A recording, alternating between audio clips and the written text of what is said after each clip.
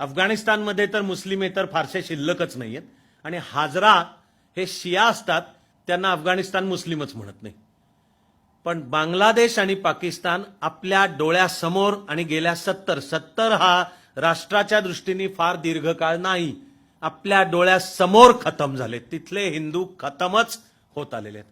आत्ता 6 महिन्यापूर्वी पाकिस्तानच्या नॅशनल असेंब्लीमध्ये हिंदू मॅरेज ऍक्ट मंजूर झाला. म्हणजे पाकिस्तान घडलं, कत्तली घडल्या, स्टेट रिलिजन इस्लाम झाला, जगू नाही दिलं, सगळ्यांची धर्मांतर घडवली.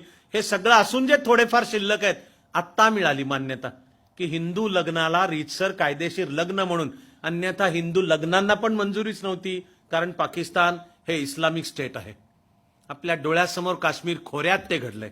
आता 370-35 रद्द झाल्यावर एक ठामपणाने 4 पावलं टाकताना उद्या हे चित्र बदलता येतं का हे पाहायला लागेल. पण देश या मुद्द्यावर जर सावध राहिला नाही तर इथला लोकसंख्येचा बॅलन्सच बिघडून जाईल. तो बिघडवण्याची योजना आहे त्याची. 1991 ते 2001 या 10 वर्षामध्ये भारतातली मुस्लिम लोकसंख्या 36% वाढली, भारतातली हिंदू लोकसंख्या 23% वाढली. चर्चा तेव्हापासूनच चालू झाल्या की या पद्धतीने जर चालू राहिलं तर तुम्ही बाकीचं फार लांब आहे अशा भ्रमामध्ये आपण कोणीच राहू नकोयात.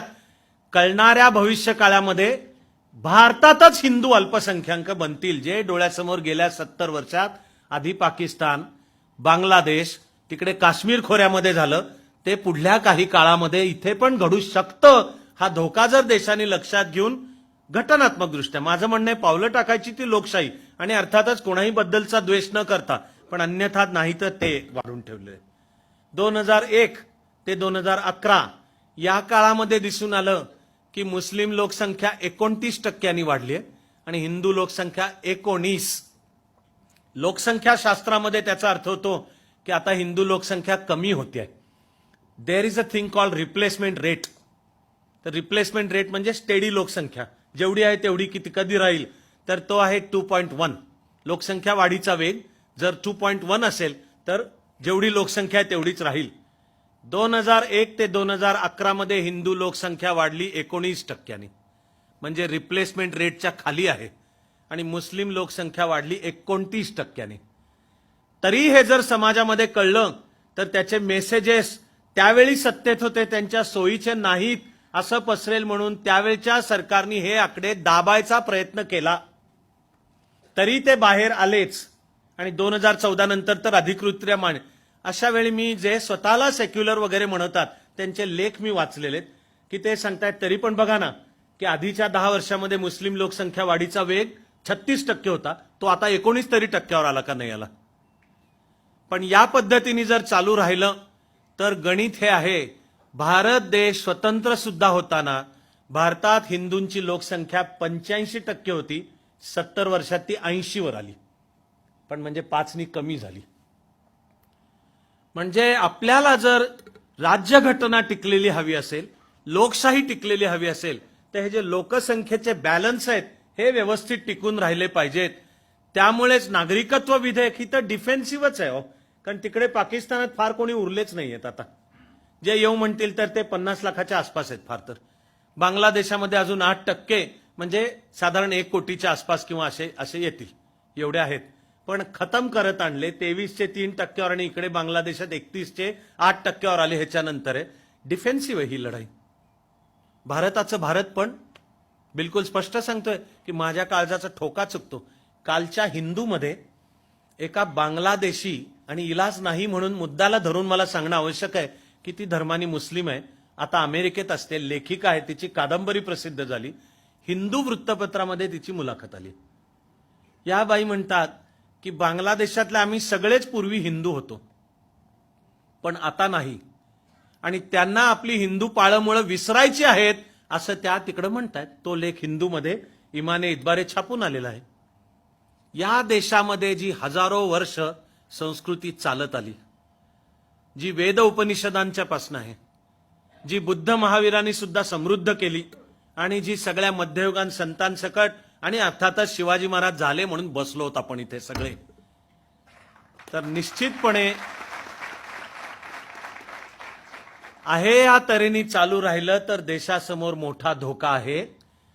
राज्यघटना, कायदा, लोकशाही, मानवाधिकार याच्या चौकटीत राहून पुढची पावलं टाकायची असतील तर हे नागरिकत्व सुधारणा विधेयक तर आहेच, आणि पहिल्यांदा जी आंदोलनं मुद्दाम घडवून आणण्यात आली तर आता देशभर त्याची प्रतिक्रिया म्हणून की समर्थन सुद्धा तितकंच आहे. तेवढं एक मला असलेलं दुःखात सुख आहे की एक चॅनल जो काय संघ भाजपला अनुकूल नाही, पण त्या चॅनलनी या नागरिकत्व विधेयकावर पाहणी केली आणि त्यांची असून दिसून आलं की 62% नागरिकांचा या विधेयकाला पाठिंबा आहे.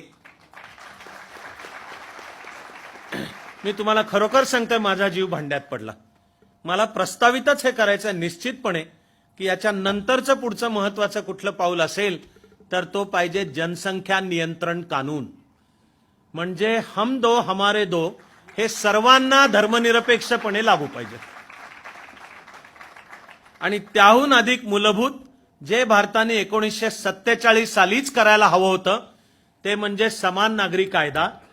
तेवढ्यावर निदान घटना समितीच्या कामकाजाचा अभ्यास केला तर दिसतं की नेहरू, बाबासाहेब आंबेडकर, सरदार पटेल या सगळ्यांना समान नागरी कायदा हवा होता. पण घटनेच्या पटलावर, घटना समितीच्या पटलावर काही, पुन्हा सगळे नाही, सगळे मुस्लिम प्रतिनिधींनी विरोध केला नाही, पण काही, त्यांना मी धर्मांध मुस्लिम म्हणतो, त्यांनी विरोध केला की आमचा कायदा शरिया आहे, आम्हाला समान नागरी कायदा मंजूर नाही. माझं म्हणणं आहे त्यांना त्याच वेळी सांगायला हवं होतं की तुम्हाला जर शरिया हवा असेल तर पाकिस्तानात जा, कारण पाकिस्तान निर्माणच त्या मुलावर झालेलं आहे. ते सांगण्याचं सुद्धा धैर्य आपण नाही दाखवलं. आपण आजची सुरुवात वंदे मातरमनी केली. अरे हे वंदे मातरम हे राष्ट्राच्या परंपरेतून उदयाला आलेलं राष्ट्रगीत आहे. तिचा जातपात धर्मपंथाची काही संबंध नाही. वंगभंग 1905 कर्जननी केलेली धर्माच्या आधारावरची फाळणी, तिच्या विरुद्ध बंगाल आणि देश उभा राहिला, त्यावेळी वंदे मातरम म्हटलं गेलं. ते हवं होतं राष्ट्रगीत आपलं, पण घटना समितीच्या पटलावर त्यांनी आक्षेप घेतला की त्या वंदे मातरम मध्ये जे पुढचं कडवं आहे, त्वम ही दुर्गा दशप्रहरणधारिणी, तर हे एका हिंदू देवतेचं वर्णन आहे, आम्हाला मंजूर नाही. आम्ही आमच्या देशाच्या राष्ट्रगीताची तडजोड केली. आणि तरी आपण राष्ट्रभक्त, आपण म्हणतो की जनगणमन पण आमचंच राष्ट्रगीत आहे, कारण राष्ट्र आमचं, भारत माता, आम्ही तिला आई म्हणतो, ते आमची आई आहे, आम्ही आईला आई आणि बापाला बाप म्हणतो. न म्हणणाऱ्यांनी काय ते ठरवावं, मग त्यांचं काय ते आपण ठरवू. तेव्हा मुळात 1947 मध्येच यायला हवा होता समान नागरी कायदा. त्यावेळेला ज्यांना म्हणायचं होतं की आमचे कायदे धर्माच्या आधारावर ठेवा, कसली मग धर्मनिरपेक्षता आहे आणि कुठलं सेक्युलर ढोंग ही नाहीच आहे धर्मनिरपेक्षता.